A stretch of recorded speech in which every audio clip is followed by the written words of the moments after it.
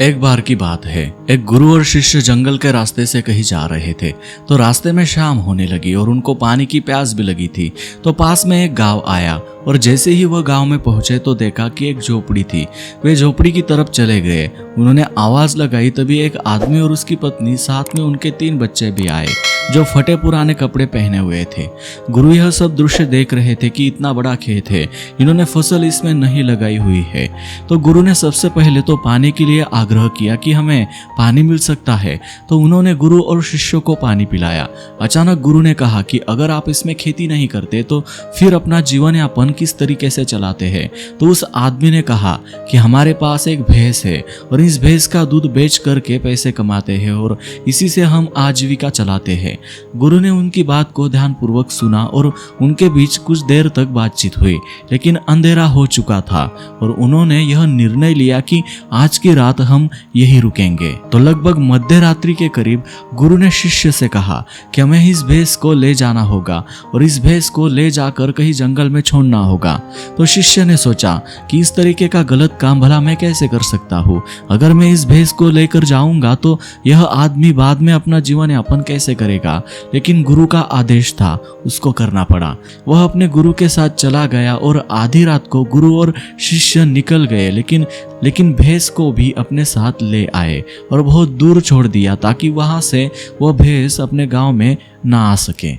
तकरीबन 10 साल के बाद जब वह शिष्य भी गुरु बन चुका था और दीक्षा देने का काम करने लगा था, तो उसने सोचा कि 10 साल पहले मुझसे जो गलती हुई थी, क्यों ना आज मैं उस गलती को सुधार लूं और मुझे उस आदमी के पास जाना चाहिए।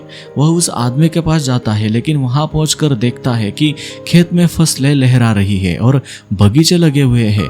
वह सोचता है कि शायद हो सकता है कि वह आदमी अपना घर बार बेचकर, अपनी जमीन बेचकर शहर में कहीं चला गया हो। लेकिन तभी अचानक वह आदमी आया और उस गुरु का नमन करता है कि मैंने आपको पहचान लिया। बरसों पहले आप और आपके गुरु साथ आए थे, लेकिन उस दिन रात को अचानक पता नहीं क्या हुआ कि हमारी भैंस हमें छोड़कर चली गई और अब हमें कोई दूसरा काम करना था जिससे हम हमारी आजीविका पुनः सुचारू रूप से चला सके। लेकिन हमारे पास कोई विकल्प नहीं था, तो जंगल से लकड़ियां काट के लाता था और उसी से जीवन यापन करता था।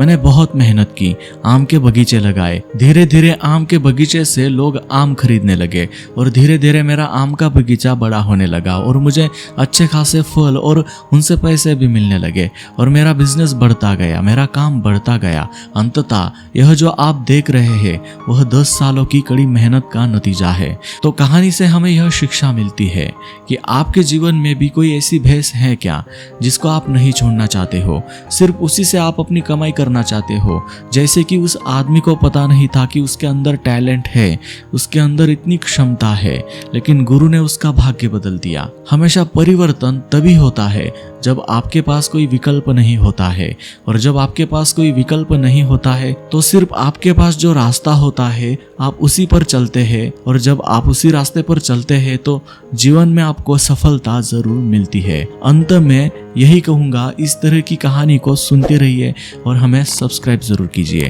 ड्रीम लाइफ मोटिवेशन आपका स्वागत करता है। धन्यवाद।